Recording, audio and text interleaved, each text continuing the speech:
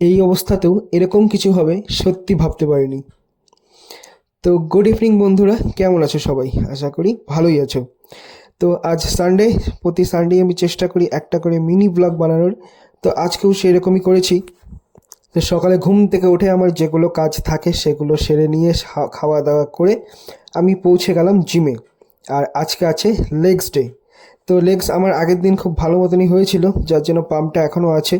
তাই আমি ভেবেছিলাম আজকে হয়তো ভালো মতন করতে পারবো না, কিন্তু তারপর ভাবলাম না, ফ্রন্ট স্কোয়াট করিয়ে নিই, এটা আমি করতেই পারবো। যেই মতো ভাবনা সেই মতো কাজ।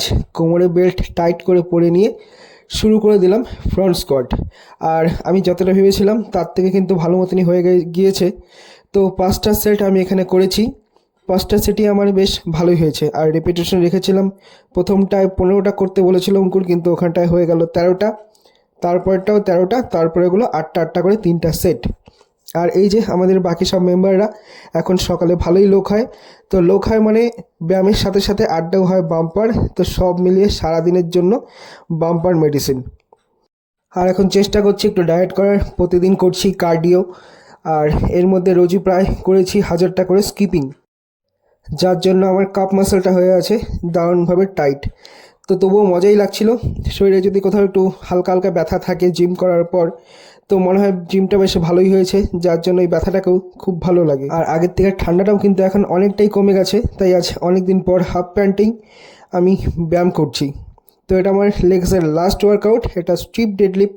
এটা আমি 3টা সেট করে ব্যাস রেখে দেবো। এরপর আবার করতে হবে কার্ডিও, কারণ এখন যাই হয়ে যাক কার্ডিওর জন্য একটা টাইম বের করতেই হবে। আর এই ভিডিওটা দিয়েছি জিমের সবার ডিমান্ডে যে এই ভিডিওটা রাখতেই হবে।